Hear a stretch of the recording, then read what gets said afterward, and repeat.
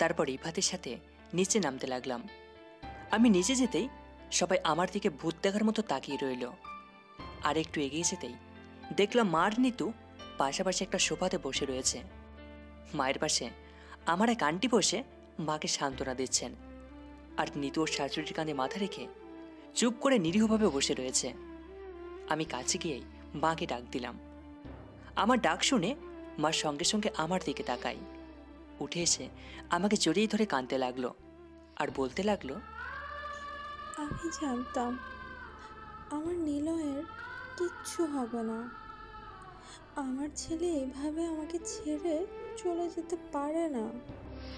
তারপর আমার কপালে মুখে গালে মা তার স্নেহের চুমু দিতে লাগলো, আর আমার হাতে বুকে হাত দিয়ে মা বলতে লাগলো, আমার ছেলে একদম ঠিক আছে, আমার ছেলের কিছুই হয়নি। মায়ের মুখে একটা হাসি ফুটে উঠল। তখন আমি মায়ের হাতটা ধরে আমার গালে ধরিয়ে বললাম, এই দেখো মা, আমি একদম ঠিক আছি, আমার কিচ্ছু হয়নি, তোমার ছেলে একদম ঠিক আছে। তখন তাকিয়ে দেখলাম নিতু দাঁড়িয়ে আমার দিকে এক দৃষ্টিতে তাকিয়ে রয়েছে। পাগলিটা দাঁড়িয়ে দাঁড়িয়ে কান্না করছে।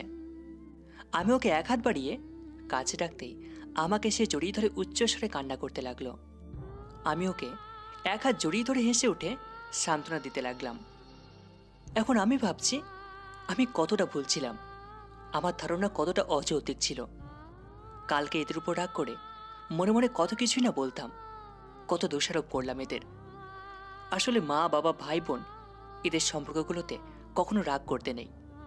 হয়তো মাঝে মাঝে এমন কোনো পরিস্থিতি তৈরি হয় যে আমাদের মনে হয় ওরা তো আমার কোনো পরোয়া করে না, আমাকে ওরা বুঝতে চায় না, আমাকে ওরা ভালোবাসে না। আসলে এগুলো শুধুই আমাদের অভিমানের কারণে মনে হয়, যেমনটা আমারও মনে হয়েছিল। আসলে এই সম্পর্কগুলোতে সবসময় সব পরিস্থিতিতেই ভালোবাসা বিদ্যমান রয়ে যায়, কখনো সেটা ফিকে হয় না। হয়তো ক্ষণিকের জন্য একটু অন্যরকম মনে হতে পারে, কিন্তু পরক্ষণেই সেই ধারণাটা বদলে যায়। আমার সাথেও সেটা হয়েছে। বাড়িতে তো পাড়া প্রতিবেশীরা আমার লাশ দেখতে এসেছিল। এখন যখন দেখলো আমি নিচের পায়ে দাঁড়িয়ে আছি, তখন অভ্যেস মতো কেউ কিছু বলতে বলতে নিচের ঘরে ফিরতে লাগলো। আর আমি মার নিতুর মাঝে সোফাতে বসে রইলাম। সবাই চলে যাওয়ার পর রিফাত দরজাটা লাগিয়ে দিয়ে আসলো। কিছুক্ষণ বসে থাকার পর দরজার কলিং বেলটা বেজে উঠল। রিফাত বসা থেকে উঠে দাঁড়িয়ে বলল, ওই তো, মনে হয় সবাই বাড়ি ফিরে এসেছে। বলেই দরজার দিকে এগিয়ে গেল দরজা খোলার জন্য। আমিও উঠে দাঁড়িয়ে দরজার দিকে তাকিয়ে রইলাম। আমি একটু এগিয়ে গেলাম। রিফাত দরজাটা খুলতেই একে একে নিতুর বর, নিতুর শাশুড়ি, রাত্রির বাবা ঢুকলো। তখন রিফাত বলে উঠল, দুলাভাই, শান্ত ভাই আসেনি? হ্যাঁ, শান্ত আসতেছি, অন্য একটা গাড়িতে আসছে। কথাটা বলেই নিতুর বর আমার দিকে তাকিয়ে বলল, আরে ভাই, তুমি তোমাদের সকলের জান বের করে দিয়েছে রে। তুমি তো মরো নাই, আর একটু হলেই তোমার জন্য আরো কয়েকজন মারা যেত। কথাটা বলেই একটা হাসি দিল। আমিও কিছু একটা বলতে যাব, তখনই হঠাৎ করে কোথা থেকে রাত্রি এসে আমাকে চাপটে জড়িয়ে ধরল আর কাঁদতে লাগলো। কিন্তু আমি ওইভাবেই দাঁড়িয়ে থেকে আস্তে আস্তে বললাম, আরে কি হচ্ছেটা কি, ছাড়ুন আমাকে। কিন্তু রাত্রি ওইভাবে জড়িয়ে ধরে রইল। রাত্রির এইভাবে জড়িয়ে ধরাটা আমার ঠিক পছন্দ হচ্ছে না। তাই ও ছাড়ছে না দেখে আমি নিজে ওকে একরকম ধাক্কা দিয়ে সরিয়ে দিলাম। সবার কাছে ব্যাপারটা অপ্রত্যাশিত লাগলেও কেউ কিছু বলল না। তারপর রাত্রি আমার সামনেই মাথা নিচু করে দাঁড়িয়ে রইল। তখন আমি একটু পিছন থেকে ঘুরে দাঁড়াতেই কেউ পিছন থেকে আমাকে শক্ত করে জড়িয়ে ধরল। ভাবলাম আবারও রাত্রি। এখন ভীষণ রাগ উঠতে লাগলো। ঘোরার সাথে সাথেই ধাক্কা দিয়ে ওকে ছাড়িয়ে দিলাম। কিন্তু ঘুরেই দেখি তানহা। হঠাৎ আমি তানহাকে দেখে পুরো থ হয়ে গেছি। কারণটা হলো তানার এখানে আসাটা আমি জাস্ট ভাবতে পারিনি, আর এসে আমাকে জড়িয়ে ধরেছে। তার উপর তানহা এখনো গতকালকের কোণে সাজে রয়েছে। চোখের কাজল সব লেপটে গেছে, চোখগুলো লাল হয়ে ফুলে রয়েছে।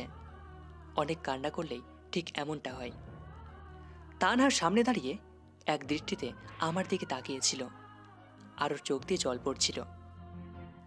তারপর আমি কিছু বলে বা বোঝে ওঠার আগে তানহা আবারও এসে আমাকে জাপটে ধরে ফুপিয়ে ফুপিয়ে কান্না করতে লাগলো আর বলতে লাগলো, নিলয়, আমাকে ক্ষমা করে দাও।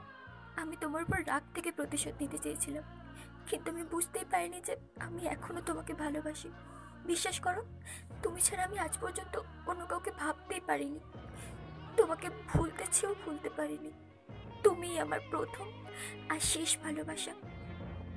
তারপর হঠাৎই আমাকে ছেড়ে দিয়ে আমার দুই গালে দুটো হাত দিয়ে ধরে চোখের দিকে তাকিয়ে বলতে লাগলো, যেন আমি কতটা ভয় পেয়ে গিয়েছিলাম। তুমি আমার জন্য কালকে অনেক কষ্ট পেয়েছিলে, তাই না? আমি তোমাকে অনেক কষ্ট দিয়ে ফেলেছি না? আমি বা কি করতাম বলো? আমিও তো কম কষ্ট পাইনি, সেই জন্য তোমাকে ততটাই কষ্ট দিতে চেয়েছিলাম। খুব রাগ ছিল আমার তোমার উপর, কিন্তু আমি বুঝতে পারিনি যে তোমার প্রতি আমার রাগের চেয়ে ভালোবাসাটাই বেশি ছিল, অনেক অনেক বেশি। তারপর আমার একটা হাত ধরে বলল, এই আমি তোমার হাত ধরে কথা দিচ্ছি, আর কখনো তোমাকে কষ্ট দেব না। এবারের মতো আমাকে ক্ষমা করে দাও প্লিজ। কথাটা বলে আমার দিকে তাকিয়ে জবাবের অপেক্ষা করতে লাগলো তানহা। তানহার কান্না মিশ্রিত কথাগুলো শুনে আমি যেন অচল কিছু হয়ে গেছি। ঠিক কি বলবো বুঝতে পারছি না।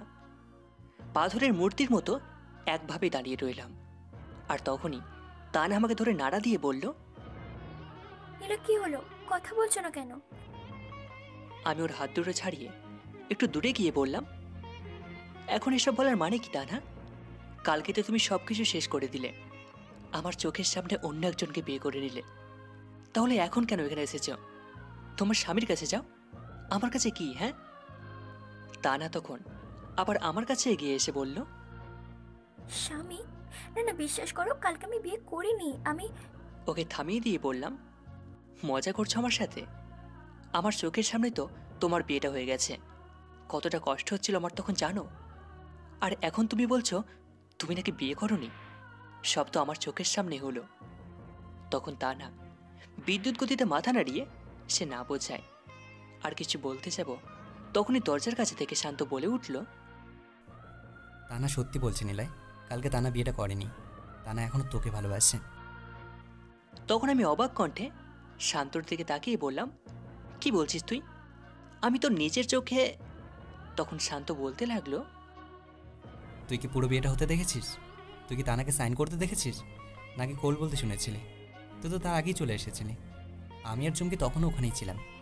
শেষ মুহূর্তে তানা সাইনটা করেনি, বিয়েটা ভেঙে দিয়েছিল। তানা তোকে এখন অনেক ভালোবাসে রে, তাই বিয়েটা করতে পারেনি।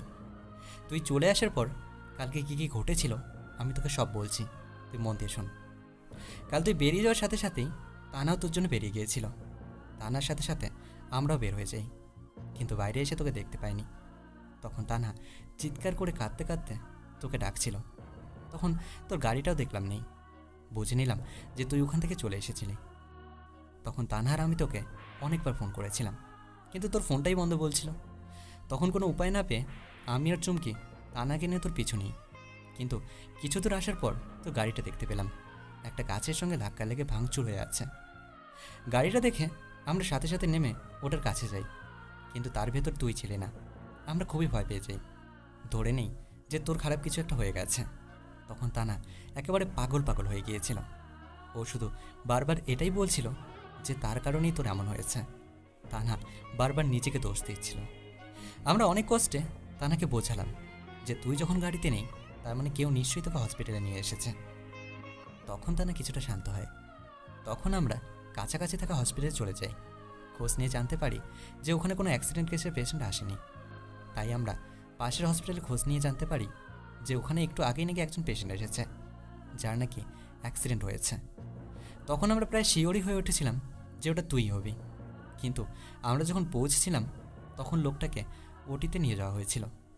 আমি তখনই আন্টিদেরকে খবর দিতে চেয়েছিলাম, কিন্তু তখনই রক্ত নিয়ে এমন একটা ঝামেলায় পড়ে যাই যে বাড়িতে খবর দেওয়ার কথা ভুলে যাই। শান্ত একটু থেমে গিয়ে আবারও বলতে লাগলো, কয়েক ঘন্টা কেটে যাওয়ার পর ডাক্তার এসে বলে যে তারা পেশেন্টকে বাঁচাতে অপরাগ হয়েছে। কথাটা শুনে যেন আমাদের মাথায় আকাশ ভেঙে পড়ে। তানা তখন খবরটা শোনার পরই সেন্সলেস হয়ে যায়। চুমকি ওকে সামলানোর চেষ্টা করে, আর আমি যেন কয়েক মুহূর্তের জন্য কিংকর্তব্য বিমূঢ় হয়ে পড়ি। তারপর আমি সাথে সাথেই তোদের বাড়িতে ফোন করি। ফোনটা আন্টি তোলে। আমি আন্টিকে খবরটা দেওয়ার পরই আন্টির কথাগুলো শুনে বুঝতে পারলাম উনি ভীষণ ভেঙে পড়েছিলেন। তাই আমি সাথে সাথে আবার নিতুর বরকে ফোন করি। আর তারপর কি হলো সেটা তো মনে হয় তুই এতক্ষণে জেনে গেছিস। সত্যি রে, খুব ভয় পেয়ে গেছিলাম আমরা। তারপর যখন রিফাত ফোন করে বলল যে তুই একদম ঠিক আছিস আর বাড়িতেই আছিস, তখন আমরা সবাই স্বস্তির একটা নিঃশ্বাস ছাড়ি আর এখানে চলে আসি। তখন চুমকি বলে উঠল, কিন্তু একটা বিষয় তো এখনো বুঝতে পারলাম না, আপনার গাড়ি ওইখানে এমন অবস্থায় কেন ছিল? চুমকির কথাটা শুনে সবাই একসাথে আমার দিকে জিজ্ঞাসা দৃষ্টিতে তাকালো। সবার মনে এখন একই প্রশ্ন, ও তো ব্যাপারটা তাহলে এই। পুরো ঘটনাটা শুনে আমি স্তম্ভিত। কি থেকে কি হয়ে গেল? তখন আমি শান্তর দিকে তাকিয়ে বললাম, আসলে তানহার বিয়ের ব্যাপারটা নিয়ে আমি খুব আপসেট হয়ে পড়েছিলাম। অনেক কষ্ট হচ্ছিল। আমি যেন তানহার এমন আচরণ সহ্য করতে পারছিলাম না। নিজেকে খুব হেল্পলেস মনে হচ্ছিল। ওখানে দাঁড়িয়ে থাকতে কষ্ট হচ্ছিল খুব। তাই বেরিয়ে এসেছিলাম। এক মুহূর্ত ওখানে থাকতে পারলাম না। গাড়ি নিয়ে বেরিয়ে পড়ি। আর আমার অসাবধানতাবশত গাড়িটা রাস্তা থেকে বেরিয়ে একটা গাছে গিয়ে ধাক্কা লাগে। আসলে সিট বেল্ট বাঁধা ছিল। তারপরেও হয়তো আমার ভাগ্যের কারণে আমার তেমন কিছু হয়নি। গাড়ির অবস্থা ভীষণ খারাপ হয়ে গেছিল। তাই আমি গাড়িটা রেখে বাড়িতে চলে আসি। ভেবেছিলাম বাড়ি ফিরে সালাম কাকাকে, মানে বাড়ির ড্রাইভারকে বলে দেবো গাড়িটা সারিয়ে নিয়ে আসতে। কিন্তু বাড়িতে এসেই আবার ঝামেলা, যার কারণে আমি গাড়ির কথা একেবারে ভুলে যাই। ভালো লাগছিল না, তাই ছাদে চলে গেছিলাম আর ওখানেই ঘুমিয়ে পড়ি। তারপর সকালে উঠে দেখি এইসব কাণ্ড। আমার সব কথা শুনে মা এগিয়ে এসে বলল, কি সত্যি তোর অ্যাক্সিডেন্ট হয়েছিল? তুই তখন আমাকে কিছু বলিসনি কেন? তোমরা তখন আমাকে বোঝার মতো অবস্থায় ছিলে? তোমরা তো বাদ দাও। তারপর আমি তানহার দিকে ঘুরে তাকিয়ে বললাম, তার মানে তুমি ওই ছেলেটাকে বিয়ে করোনি? তুমি এখন আমাকে ভালোবাসো? আমি জানতাম যে তুমি আমাকে ছাড়া অন্য কাউকে বিয়ে করতে পারো না। তুমি শুধু অভিমান করে এমনটা করেছিলে, তাই না? আমি কথাটা শেষ করতে না করতেই তানা আবারও এসে আমাকে জড়িয়ে ধরল আর কাঁদতে কাঁদতে বলল, সত্যি অনেক ভালোবাসি, অনেক অনেক বেশি ভালোবাসি তোমাকে। তানা আমাকে কিছুক্ষণ এইভাবে জড়িয়ে ধরে রেখে হঠাৎ ছেড়ে দিয়ে একটু দূরে গিয়ে মাথা নিচু করে দাঁড়িয়ে রইল। চেয়ে দেখলাম মা তানহার দিকে এক দৃষ্টিতে তাকিয়ে আছে। মায়ের সাথে সাথে আরও কয়েকজোড়া চোখও তানার দিকে অবাক হয়ে তাকিয়েছিল। তারা হলো রাত্রি ও নিতু শ্বশুর বাড়ির লোকজন। তখন রাত্রি মাকে উদ্দেশ্য করে করুণ কণ্ঠে বলল, এসব কি শুনছি মা? নিলয়ের সাথে এই মেয়েটার কি সম্পর্ক? মা তখন কিছু না বলে দাঁড়িয়ে রইল। তখন আমিই বললাম, কেন আপনি বুঝতে পারছেন না তার সাথে আমার কি সম্পর্ক? নাকি বুঝেও না বোঝার ভান করছেন? ঠিক আছে, আমি স্পষ্ট করে বলছি, আমি আর তানহা একে অপরকে ভালোবাসি। অনেকদিন আগে থেকেই আমাদের সম্পর্ক। আমাদের বিয়ে হওয়ার কথা ছিল, কিন্তু কারোর কথায় সেদিন আমি তানহাকে ছেড়ে দিতে বাধ্য হয়েছিলাম। আর সত্যি বলতে কি, সেদিন তানহাকে ছেড়ে দিয়ে আমি আমার জীবনের সবচেয়ে বড় ভুল করেছিলাম। ওই দিন যদি আমি আরেকটু শক্ত হতাম, তাহলে আমার জীবনটা এরকম হতো না। এত কষ্ট আমার জীবনে আসতো, আর না আপনি আসতেন আমার জীবনে। আপনি এসে তো আমার পুরো লাইফটাই হেল করে দিলেন। তখন আমি তানহার দিকে তাকিয়ে বললাম, সরি তানহা, তোমাকে একটা কথা বলা হয়নি। আসলে পরিবারের চাপে পড়ে আমি বিয়ে করতে বাধ্য হয়েছিলাম। রাত্রিকে উদ্দেশ্য করে বললাম, আর একেই বিয়ে করেছিলাম। বিশ্বাস করো আমার। তারা আমাকে থামিয়ে দিয়ে বলল, তোমাকে আমার কাছে ক্ষমা চাইতে হবে না, আমি সবই জানি। তোমার সাথে কি কি হয়েছে শান্ত আমাকে সব বলেছে। এখন যে যাই বলুক, আমি তোমাকে আর কষ্ট পেতে দেব না। আমি তোমাকে ছেড়ে যাব না। এদিকে রাত্রি দাঁড়িয়ে দাঁড়িয়ে কথাগুলো শুনছিল, আর ওর গাল বেয়ে টপ টপ করে জল পড়ছিল। তারপর চোখ মুছতে মুছতে বলল, সরি নিলয়, তোমাকে এতদিন কষ্ট দেওয়ার জন্য। আমি আসলে জানতাম না যে তুমি অন্য কাউকে ভালোবাসো। তুমি যদি আমাকে একবার বলে দিতে যে তুমি তানহাকে ভালোবাসো, তাহলে আমি এভাবে তোমাকে ফোর্স করতাম না। আমি এতটাও খারাপ নই যে বারবার নিজের স্বার্থের জন্য তোমাকে কষ্ট দেব। চিন্তা করো না, আমি তোমার আর তানহার মাঝে আসবো না। আমি চলে যাব এই বাড়ি থেকে। আর যত তাড়াতাড়ি সম্ভব ডিভোর্স পেপার দিয়ে দেব। এরপর তানহার কাছে এসে বলল, তুমি খুবই লাকি তানা যে নিলয় তোমাকে ভালোবাসে। আর নিলয় খুবই ভালো একটা ছেলে। বিশ্বাস করো, বিয়ের দিন রাতে আমি ওকে যে যে নৈতিক শর্তগুলো দিয়েছিলাম সবই মেনে নিয়েছিল সে। ওর জায়গায় অন্য কেউ থাকলে হয়তো মেনে নিত না। নিলয় কখনো আমার দুর্বলতার সুযোগ নেওয়ার চেষ্টাও করেনি, কোনোদিন আমাকে টাচ করার চেষ্টাও করেনি, উল্টো সবসময় আমাকে হেল্প করে গেছে। আমার ভাগ্য খারাপ ছিল যে ওকে বুঝতে দেরি করে ফেলেছি। তুমি সত্যি অনেক লাকি। কথাগুলো বলে আঁচল দিয়ে মুখটা ঢেকে কাঁদতে কাঁদতে উপরে চলে গেল। আর ওর সাথে সাথে ওর মা উপরে চলে গেল। আর নিচের সবাই রাত্রির চলে যাওয়ার দিকে তাকিয়েছিল। আর ঠিক তারপরেই ঘটল